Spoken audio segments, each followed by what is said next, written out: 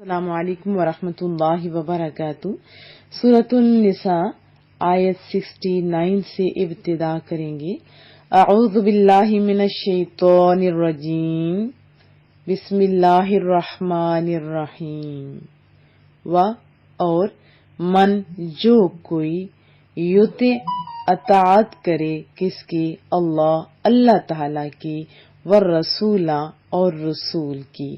وَمَن يُطِعِ اللَّهَ وَالرَّسُولَ اور جو اللہ اور اس کی رسول کی اطاعت کرتے ہیں، فَأُولَئِكَ پس یہی لوگ ہیں، مع ساتھ، الذین ان لوگوں کے، مع الذین ان لوگوں کے ساتھ، انعم انعام یا افضل کیا، اس نے انعام کیا، یہ انعام سے ہے نا، جس کے معنی ہوتے ہیں احسان اور نوازش کرنے کے۔ اللہ نے علیہم جن پر، من سے، نبیین نبیوں، والصدیقین وہ نبیوں سے ہیں، وہ صدیقین سے ہیں، والشہداء اور شہداء، والصالحین اور صالحین، وحسن اور کیا اچھے ہیں یہ لوگ جن کا تذکرہ ہو رہا ہے، اولئک یہ لوگ، رفیق ساتھی۔ تو اس آیت میں بتایا جا رہا ہے کہ جو اللہ اور اس کے رسول کی اطاعت کرتے ہیں وہ قیامت کے روز ان لوگوں کے ساتھ ہوں گے جن پر اللہ تعالیٰ نے بڑا فضل کیا، یعنی کون؟ انبیاء کرام، صدیق، شہداء اور نیک لوگ، اور ان لوگوں کی رفاقت بہت ہی خوب ہے، بہت ہی اچھی ہے۔ ذالک الفضل یہ فضل ہے، من اللہ اللہ تعالیٰ کا، یہ اللہ تعالیٰ کا فضل ہے، وکفا اور کافی ہے، باللہ اللہ تعالیٰ، علیما جاننے والا، اور اللہ تعالیٰ جاننے والا کافی ہے۔ وضاحت جان لیتے ہیں۔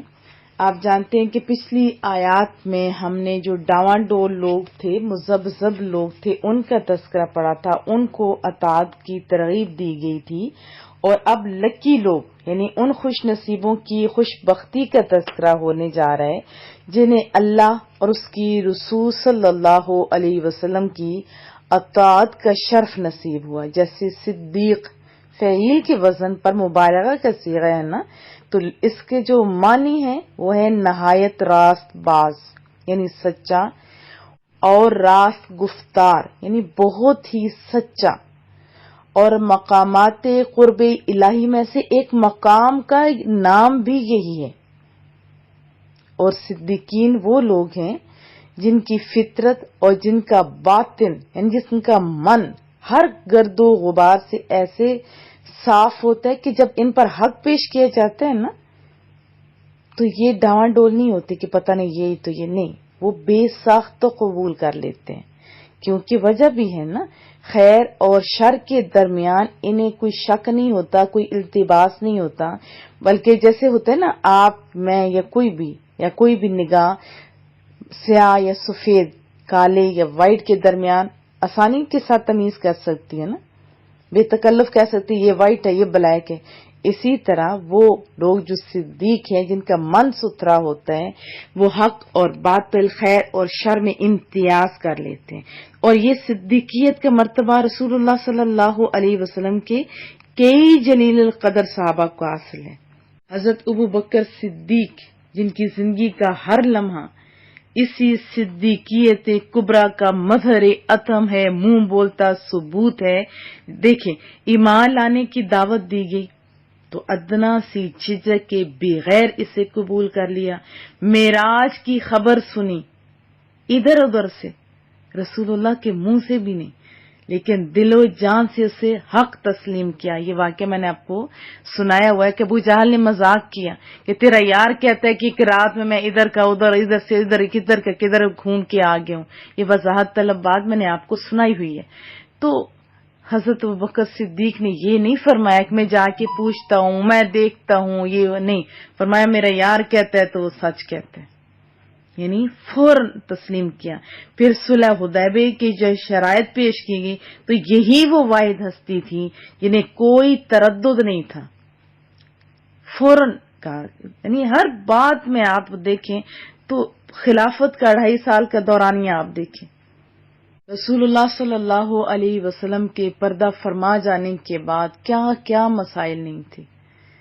جھوٹے نبوت کے دعوے دار پیدا ہو گئے، مرتدین زکوٰۃ اور پتہ نہیں کتنی کتنی مسائل تھے، لیکن انہوں نے بڑے آسن انداز میں سنبھالا، اور جو قدم بھی اٹھایا اکابر صحابہ بھی پریشان ہو گئے، لیکن ہر قدم درست نکلا، ہر تدبیر ہم آہنگ تقدیر ثابت ہوئی. ایک ایک واقعہ کو آپ پڑھیے، ایسا نہیں محسوس ہوتا کہ صدیقیت کا نور تمام حجابات کو چیر کر بطن غیب کے حالات کو بے حجاب دیکھ رہا ہے، ایسے ہی لگتا ہے نا. پھر اس کے بعد باری آتی ہے شہداء کی. شہید کا وزن فاعل کے وزن پہ ہے اور بمعنی فاعل ہے، یعنی وہ شخص جو کبھی نور برہان اور قوت بیان سے اور کبھی شمشیر و سنان سے دین الہی کی حقانیت کی شہادت دے، وہ شہید کہلاتا ہے. ایک تو شہید وہ ہوتا ہے نا جو راہ خدا میں اپنی جان کا نذرانہ پیش کرتا ہے، دوسرے وہ ہوتے ہیں جو دین کی حقانیت کے لیے کہیں زبانیں کبھی کتابیں لکھ رہے ہوتے ہیں، قلم کے ذریعے جہاد کر رہے ہوتے ہیں. بہت ساری جہاد کی اقسام ہیں نا، اور سچائی کی گواہی دے رہے ہوتے ہیں علم کے ذریعے، بہت ساری اس کی کائنڈز ہیں. اور ایک وہ ہوتا ہے جو جان کا نذرانہ پیش کرتا ہے، تو اس جو بندہ جان دے دیتا ہے تو وہ بھی تو اپنی جان قربان کر کے دین کی حقانیت کی گواہی دی نا، اس نے دیتا ہے وہ. تو وہی افراد جو دنیا میں دین کی صداقت کے شاہد رہے ہیں وہی قیامت کی روز لِتَكُونُوا شُهَدَاءَ عَلَى النَّاسِ کے مستاق ہوں گے. یہ کنہوں نے لکھا؟ امام رازی نے. تو مراد یہ ہے کہ آپ دیکھیں یہ جو اولیاء کرام ہیں اور علماء کرام ہیں، یہ سارے بھی تو اللہ کی، یہ جو پورا آپ دیکھیں قرآن کریم کے اندر بھی پڑھ کے دیکھیں کہ میری جو ہے وحدانیت کے اللہ فرماتے ہیں گواہ کون کون سے ہیں، وہ بھی آپ پڑھ کے دیکھیں. علماء کرام اور یہ بڑی بڑی ہستیاں، تو ہر ایک اپنے اپنا جو ہے کو کردار ادا کر رہا ہوتا ہے. اللہ پاک ہم لوگوں کو سمجھ بھی عطا فرمائے. اور جب جو اللہ کی راہ میں جان قربان کرتا ہے اس کا مقام اتنا زیادہ ہے، تو جو ساری زندگی برائیوں کے خلاف جنگ کرتے رہتے علماء کرام اور اولیاء کرام، لوگوں کو دین کی دعوت دیتے رہتے ہیں، ان کا مقام بھی تو آپ سوچئے نا. پھر اس کے بعد باری آتی ہے صالحون کی. تو امام راضی فرماتے ہیں کہ جو عقائد اور اعمال دونوں کے لحاظ سے صالح ہو، اللہ اور اس کے رسول کی اطاعت کا. یہ دیکھیے کتنا پیارا ثمر پھر اللہ فرما رہا ہے وَحَسُنَ أُولَٰئِكَ رَفِيقًا. حسنا بمانا ما احسنا، تعجب کے لیے ہوتے نا، جیسے ہم لوگ کہتے ما احسنا، کتنا پیارا ہے، کتنا زیادہ یہ سب کچھ. تو یہاں بہت سارے جواب لکھے ہیں علماء کرام نے، بس جب رب کریم نے فرمایا کہ کیا ہی اچھے ساتھی ہیں، کیا ہی اچھے ساتھی، تو یہاں رفیق بمانا رفقا بھی ہے نا. اس کا آیت کا شان نزول پڑھتے ہیں تو زیادہ سمجھ آئے گی. رسول اللہ صلی اللہ علیہ وسلم کے جو عاشق تھے نا حضرت صوبان، وہ حاضر ہوئے، ان کا چہرہ اترا ہوا، رنگ اڑا ہوا. رسول اللہ صلی اللہ علیہ وسلم نے جب یہ دیکھا تو وجہ پوچھی، تو اس درد مند عاشق نے عرض کہ یا رسول اللہ کوئی جسمانی تکلیف بھی نہیں ہے، نہ کہیں درد ہے. بات اصل میں یہ ہے محبوبہ کہ رخ انور جب آنکھوں سے اوجھل ہو جاتا ہے نا تو دل بے تاب ہوتا ہے، دل بجھ سا جاتا ہے جب آپ سامنے نہیں ہوتے. تو پھر فوراً زیارت سے اس کو تسلی دیتا ہوں. یہ دنیا کی بات کر رہے ہیں. اب فرماتے ہیں کہ اب رہ کے مجھے یہ خیال ستا رہا ہے کہ جنت میں حضور صلی اللہ علیہ وسلم کا مقام بلند کہاں ہوگا، اور یہ مسکین صوبان کسی گوشہ میں پڑا ہوگا۔ اگر روئے تاباں کی زیارت نہ ہوئی تو میرے لیے جنت کی ساری لذتیں ختم ہو جائیں گی۔ فراق اور ہجر کا یہ جاں کا صدمہ تو اس دل ناتواں سے برداشت نہیں ہو سکے گا۔ آپ کی دوری تو نہیں برداشت ہو سکے گی، آپ کا آنکھوں سے اوجھل ہونا تو نہیں برداشت ہو سکے گا محبوبہ۔ جب محبوب کریم نے یہ ماجرا سنا، خاموش ہوئے، ابھی فوراً جبریل امین تشریف لائے کہ ہم اطاعت گزار عشاق کو جنت میں جدائی کا صدمہ نہیں پہنچائیں گے، بلکہ ان کو اپنے محبوب کی معیت اور وصال میں میسر ہوگا۔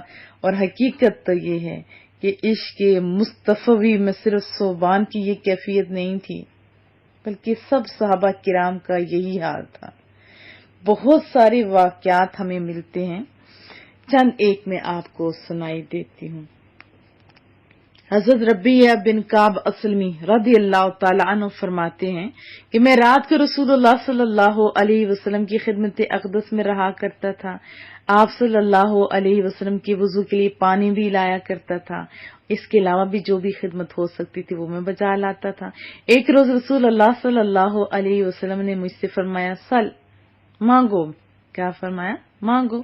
میں نے عرض کیا کہ محبوبہ، میں آپ سے جنت میں آپ کا ساتھ مانگتا ہوں۔ دیکھو کیسے دور اندیش لوگ تھے، ادھر تو ساتھ ہے ہی ہے، میں تو ادھر بھی تنہا نہیں رہنا چاہتا، میں تو آپ کا ساتھ چاہتا ہوں۔ تو آپ نے ارشاد فرمایا، اس کے علاوہ اور کچھ؟ تو میں نے عرض کی، میرا مقصود تو وہی ہے محبوبہ، بس آپ کا ساتھ۔ کیسا ان کی محبتوں کی بولی تھی۔ آپ نے فرمایا، تو پھر زیادہ سجدے کر کے اپنے معاملے میں میری مدد کرو۔ مسلم شریف کی حدیث سے طیبہ ہے۔ جنگ احد کا واقعہ آتا ہے، حضرت ام عمارہ نے عرض کی کہ یا رسول اللہ صلی اللہ علیہ وسلم، آپ دعا فرمائیے کہ اللہ تعالی ہم لوگوں کو جنت میں آپ کی خدمت گزاری کا شرف عطا فرمائے۔ تو اس وقت محبوب کریم نے نہ صرف ان کے لیے بلکہ ان کے شوہر، ان کے بیٹوں کے لیے بھی دعا فرمائی تھی۔ ترجمہ سنائی دیتی ہوں کہ اللہ عز و جل ان سب کو جنت میں میرا رفیق بنا دے۔ حضرت ام عمارہ زندگی بھر یہ کہتی رہیں کہ رسول اللہ صلی اللہ علیہ وسلم کی اس دعا کے بعد دنیا میں بڑی سے بڑی مصیبت مجھ پر آ جائے تو مجھ کو اس کی کوئی پرواہ نہیں۔ اسی طرح حضرت بلال کا جب آخری ٹائم آیا تو آپ جانتے ہیں کہ وہ بھی خوشی سے جھوم رہے تھے کہ میں اپنے رسول اللہ سے ملوں گا۔ حضرت عمار بن یاسر کا حضرت ہاشم بن عتبہ کے حوالے سے انہوں نے بھی لکھا ہے، جب آخری ٹائم آتا ہے تو ان کو بھی کیا شوق ہوتا ہے، میں رسول اللہ کے ساتھ۔ تو بہت سارے واقعات ہیں جو ہمیں ملتے ہیں کہ جس سے صحابہ کرام کی محبتوں کا ہمیں اندازہ ہوتا ہے۔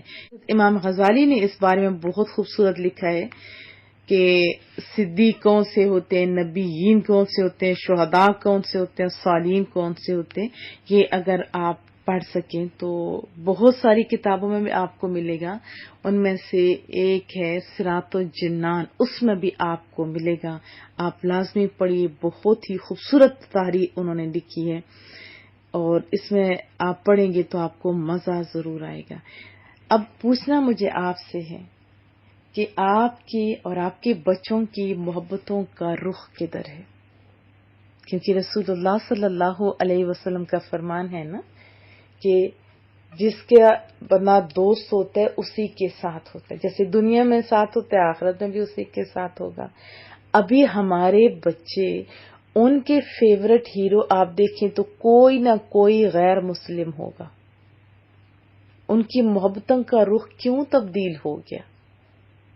آپ ذرا اپنا محاسبہ کیجیے، آپ کس سے زیادہ پیار کرتے ہیں؟ دعویٰ یہ ہو کہ ہم رسول اللہ سے پیار کرتے ہیں اور عمل اس کے اپوزٹ ہو، تو تھوڑا لمحہ فکریہ ہے نا۔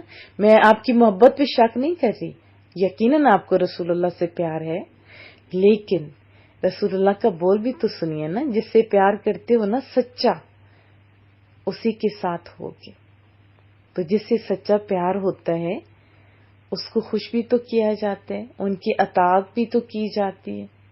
جیسے بہت سارے صحابہ کرام، نماز فرض تھی، فرض تھی نا. رسول اللہ فرمائیے میری آنکھوں کی ٹھنڈک ہے, تو کیا فرماتے تھے صحابہ, اور رسول اللہ کی آنکھوں کو ٹھنڈک پہنچائے. تو ہم لوگوں کو محبتوں کا رخ کدھر ہونا چاہیے؟ جیسے ابھی لمحہ لمحہ بچے کہتے ہیں میرا بالوں کا سٹائل بنائے فلاں کی طرح, میری لڑکیاں کہتی ہیں ڈریسز ایسے ہونی چاہیے فلاں اداکارہ کی طرح ہو.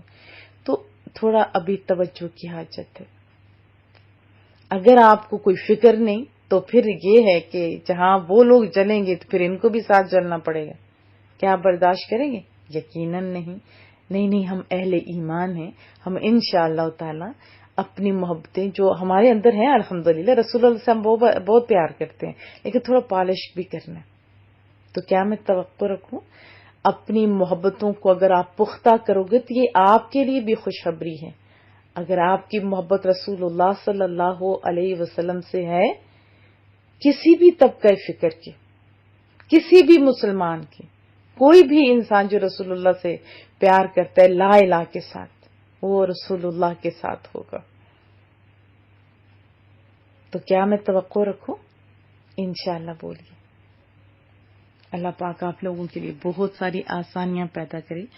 عطا القرآن کے تمام ممبران کو ہمیشہ دعاؤں میں یاد رکھا کیجیے, اور ہمارے اداروں کے لیے تمام جتنے جو کام کر رہے ہوتے ہیں سب کے لیے دعا کریں کہ ہمارا ساتھ بھی جو عشق ہے الحمدللہ ہمارا ساتھ میرے محبوب کا ساتھ ہو, ہم بھی وہی ہوں. دعاؤں کی درخواست رہے گی.